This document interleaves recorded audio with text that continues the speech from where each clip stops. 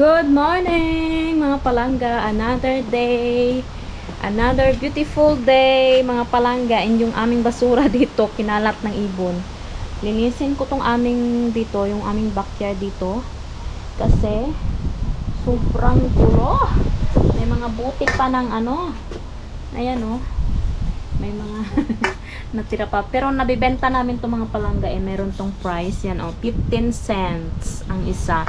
And gusto ko palang magpasalamat doon sa mga nanood ng aking video about doon sa kahapon. Yung sa ano ko ba, yung dito ko oh.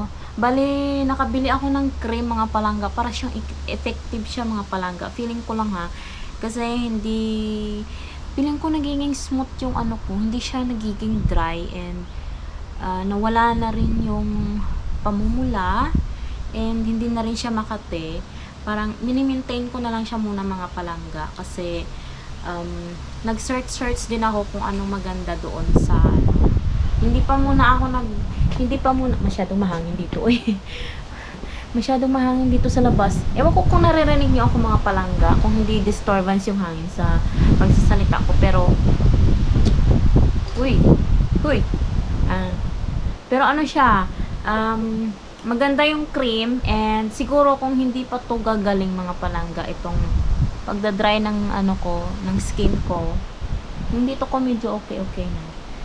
Kung hindi pa to gagaling mga palangga, pupunta na talaga ako ng dermatologist. Pero thank you sa mga advices nyo, kung sa mga ano nyo. Nabasa ko yung lahat mga palangga. I appreciate it very much. Ayan, so mag-umpisa na tayo maglinis dito. Maglilinis ako kasi tingnan nyo oh. Sorry sa kalat, pero kasalanan ko yan kasi hindi ko tinanggal agad.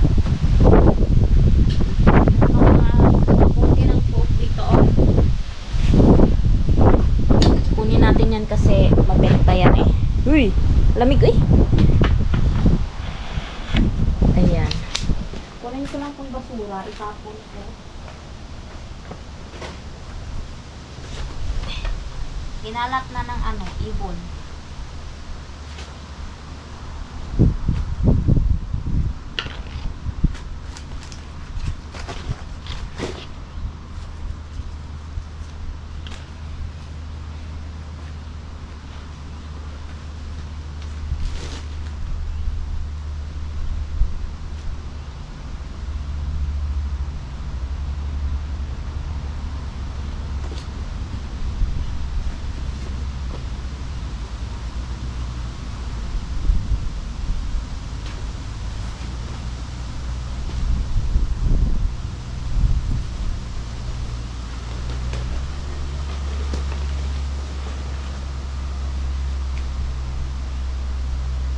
Hindi kasi kami pwedeng maglagay ng basura dyan ng karton o dun sa basurahan namin mga palangga.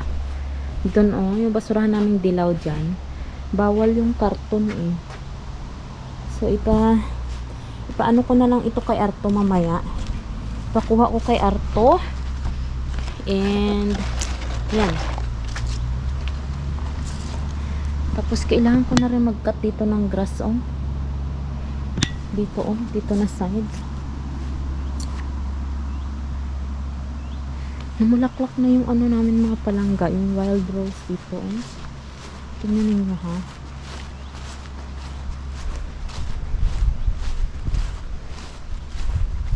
Yan oh. Ayan. Ang ganda nila, pero yung mga insect. Tingnan mo, nauunahan yung binang. Bakit langaw yung dumadapo? Langaw ba yan? Parang langaw siya. Yung bubuyog na uunahan ng langaw. Lipad ng lipad yung bubuyog o wala na siyang maanuhan. Ang ganda oh. Kulay pink. Wild rose yun siya mga palangga. Ito yung rose na tawag dito eh. Yung gusto nilang patayin dito sa Finland. Wild siya ba? Kasi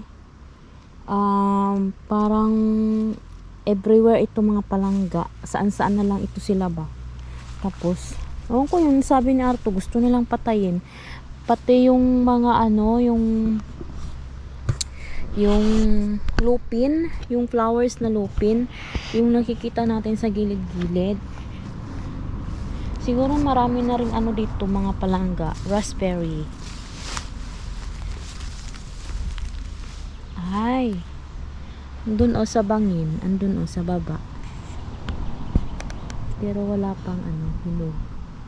May mga ano na siya, may mga bunga. Hindi yun lang makita mga palangga kasi masyadong malayo. May mga bunga na yung raspberry natin dyan sa baba, yung mga wild ba.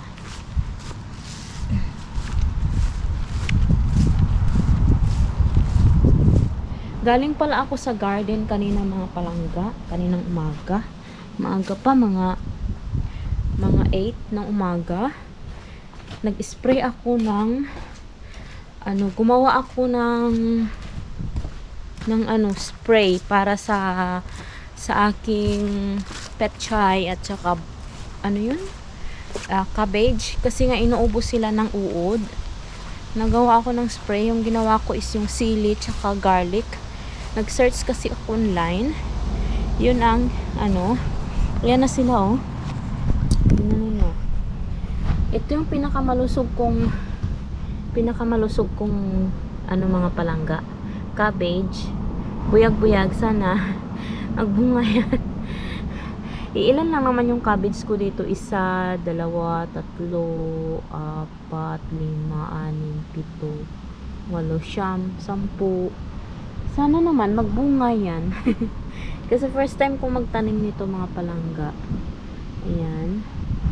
And dito tayo sa yung beans ko, nilagyan ko na rin ng additional string kanina. Kasi tumangkad na sila.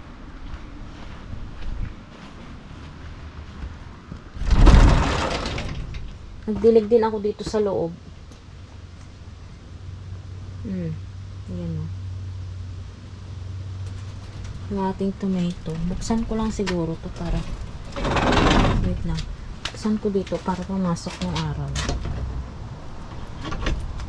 Ayan. Sana hindi ko yan makalimutan mamayang isara kasi baka umulan mamayang gabi. May bunga na yung ating salsa na strawberry. I-search nyo na lang mga palangga kung ano yung salsa na strawberry. Sobrang huge. Malaki talaga siya na strawberries. Yan. Ito yung aking mga salsa na strawberries. Sana dumami yan sila. Ay, may damo dito oh. Kunin natin to. Damo to eh. Wait lang. Yan. Tapos ito.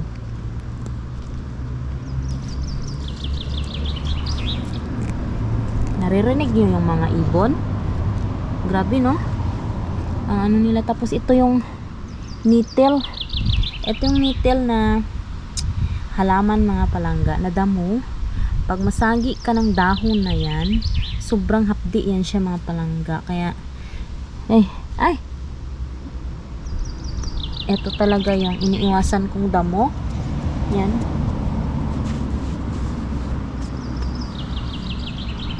Tapos yung ating lili, ang sarap ng ibon.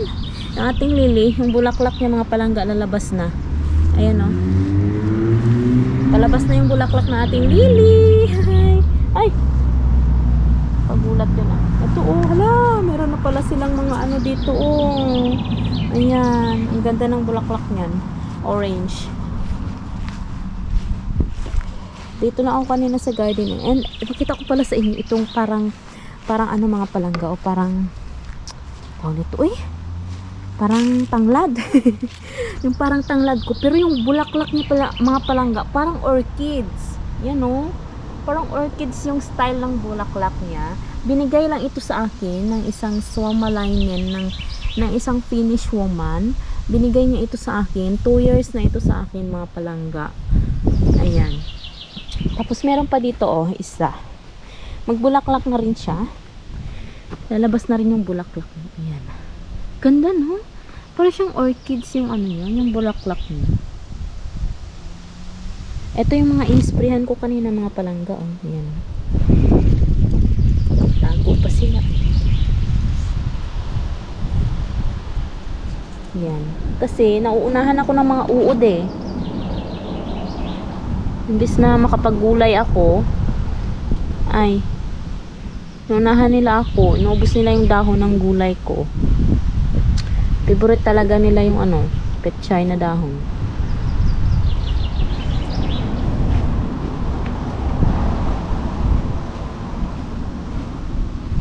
Mamaya ako yung mga palangga, yung pagpatuloy yung pagputol ng grass doon sa harap namin, tsaka dito sa gilid.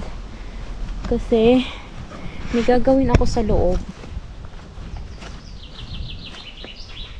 Sarap talaga ng pakinggan nyo.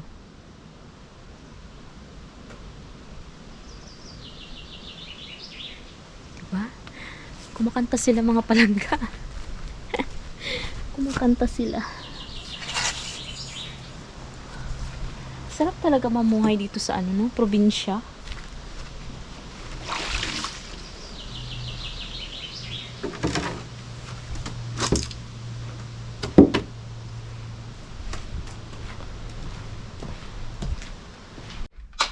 Hello mga palangga, I'm back.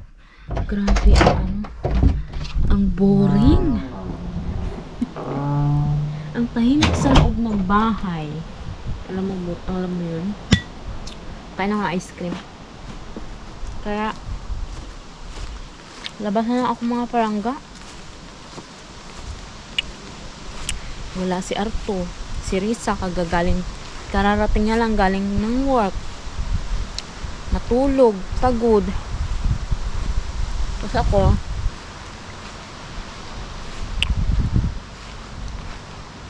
dito muna ako, tapos yun yung view ko. Kain-kain lang ng ice cream. Tapos mga palangga, after kong kumain ng ice cream, yun naghihintay sa aking work doon Nakikita yun, yung machine na yun yun. Yan, hindi pa tapos yan eh. Kaya dito muna ako. Kain-kain lang muna tayo ng ice cream. Ayan.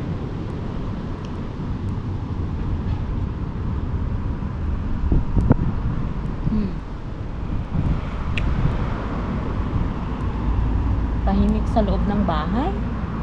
Naantok ako pag andun ako eh. Gusto ko na lang yung sa bed ka lang ba matulog.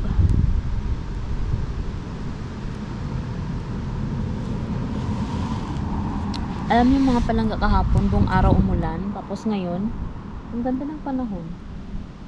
Siya, very warm.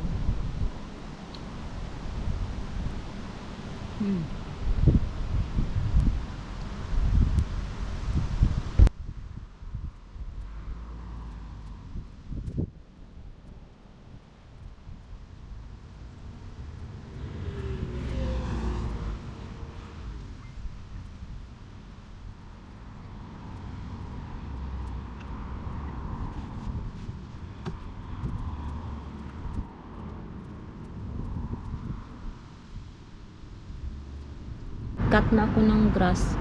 Tapusin ko na yung work ko. Kasi ahaba na naman itong mga dahon, hilamon dito, mga palangga, mga damo ba. Ayan maglagay na ako ng gas. Ito kahapon, dinigay ito ni Arto nung nung isang araw, pero kasi gabi na siya dumating, hindi ko na napadayon ang aking napatuloy ang aking pagkakat kasi late na siya dumating. So ngayon magay tayo ng gas sa ating mower. Uy, ba't ganito? Ha? Ano to? Okay, dapat pala ganun. Meron na siyang may kasama na siyang nga tawag nito yung kalimutan ko ang tawag dyan, para hindi siya mabuhos ba.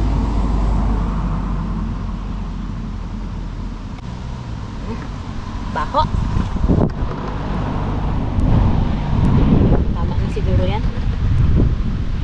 inubos mga palangga. Kunti lang nilagay ko. Baho eh. Amoy na amoy ang gas. Yan. Pagpatuloy ko na yung aking work na naputol. Trabahong naudlot. I-tour ko muna kayo sa taas. Taas. Yan siya. Diba? Ang ganda mga palangga, diba? Oh.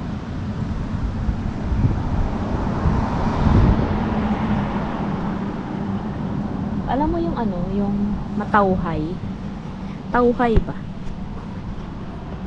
Dito tayo.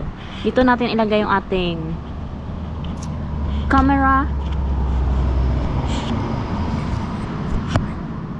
At ipagpatuloy ang ating trabahong naudlot. Day in, day out, it's the same road we're walking down. Same job, same town, 'cause we've been told that's the way our world goes round. Walking on the grounds we've always known, stepping on the footprints in the snow. But when it melts, the other ways will show. We're gonna make the footsteps on our own. That life can wait just for a while. That life can wait. So take that aside and just go on.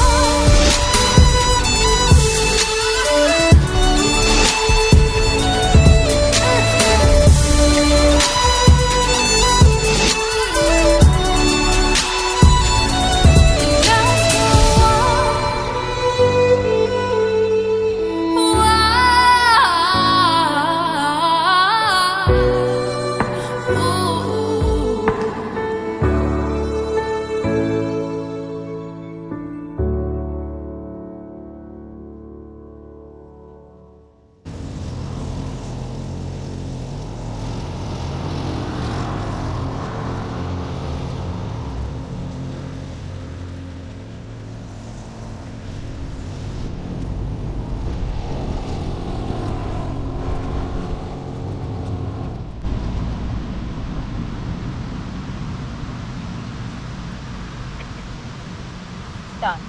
Tuoltakin se on. Where? Perunapenkki. Joo. Kummaltakin voi. Kyllä. Yes, sir! Sabi niya doon pa daw. Dito na siya! Dumating na siya! Tapos ko na mga palangga yan dyan. Tapos sabi ni Arto dito pa daw sa kanyang mga patatas. And sabi niya, tumubo na daw yung aming aming mga carrots. Missä? Täällä rupeaa porkkana nousemaan. Ni. Maliliit pa lang sila mga palangga, hindi pa makita masyado, pero dyan lang yan sila. Tingnan nyo yung patatas ni Arto. Ito ibang variety. Tapos yung mga matatangkad ibang variety din. How about there? I will cut. Joo, Yo. tämä. Yo. Yes, sir. Yes sir. Sir, yes, sir. Okay. Tapusin ko na muna dito mga palangga. Mikä ostamassa peruut? Ha? Okay. Selva. Tapos meron pala akong papakita sa inyo. Marami kaming ganito oh. Na mga spinach mga palangga. Ito. Nakakain ito siya. Parang ang amoy niya is alam niyo yung may tinik na spinach sa atin. Ano nga yung may tinik yung kalimutan ko pangalan. Ganito, marami kaming ganito. Pwede ito siyang ilaok sa sa munggo mga palangga. Tawag dito is parang Indian spinach ba? Tawag dito. Basta, ganyan. Nakakain ito siya. Yan.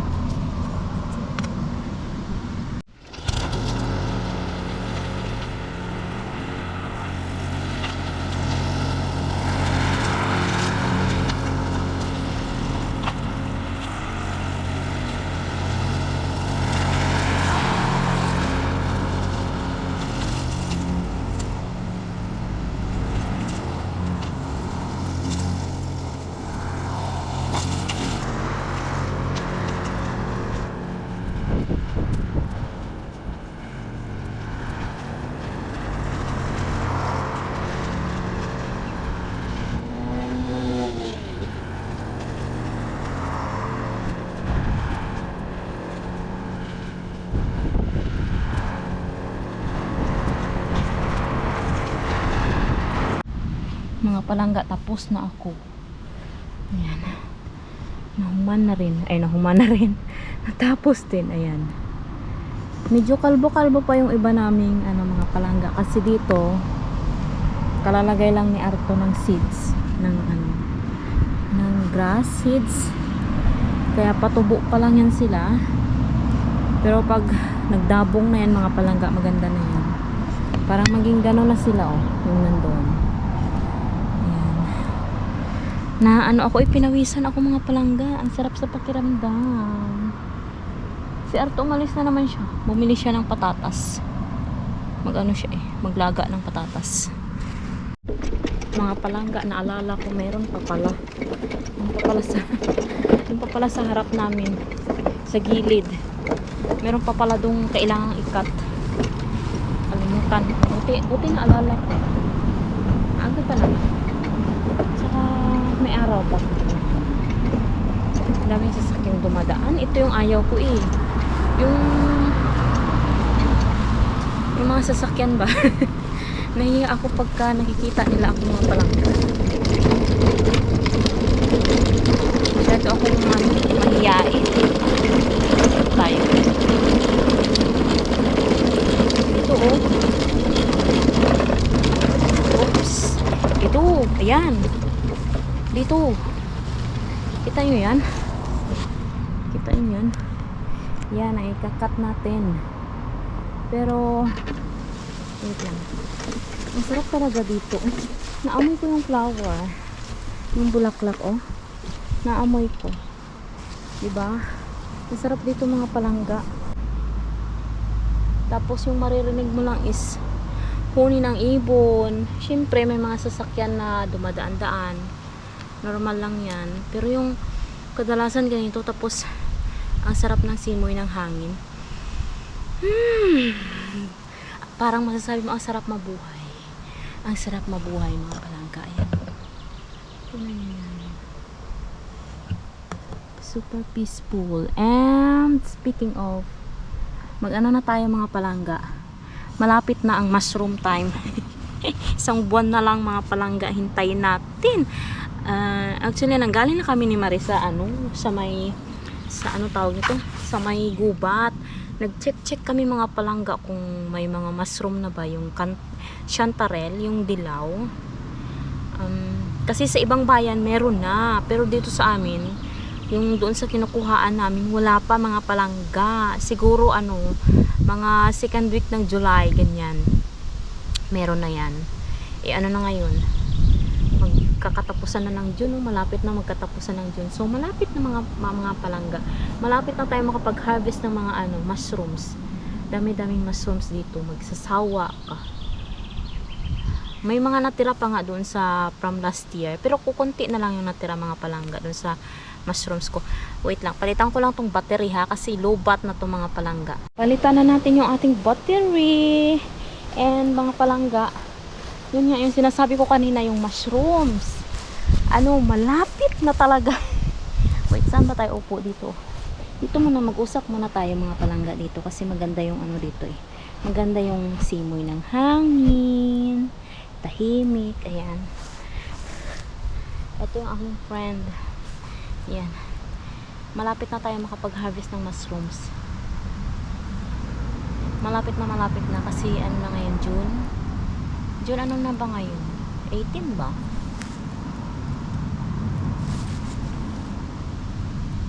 June 18 nga. June 18. So 1 month pa mga palangga. And yung ating mga yung ating, kaya wala akong maraming video sa tawag nito, yung pako, kasi lang yung mga palangga, mabilis silang lumaki. hindi tayo pwedeng ngayon na sila, magulang na sila, siyempre malalaki na sila. Pakita ko sila sa inyo ha, yung ating mga pako dyan sa baba. Siyempre hindi na pwede yung kainin mga palangga kasi magulang na. Baba tayo. Tingnan niyo yung flower na yan. Pink. Butas.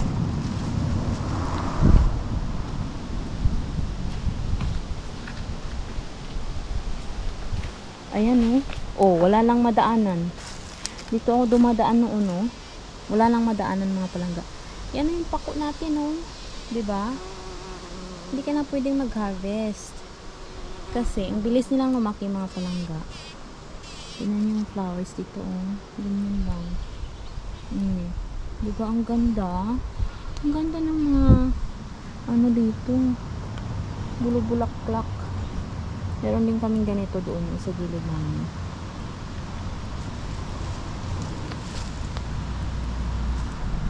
At saka yung aming ano pala dito, tumubo siya mga palangga. Yung aming cherry. Diba pinaputol ko to kay Aiko tong cherry namin. Tingnan ninyo. Tingnan ninyo yan. Diba may bagong sanga na siya. So magkaka-cherry na tayo dito ulit. Kasi masyadong matanda na tong cherry na to eh.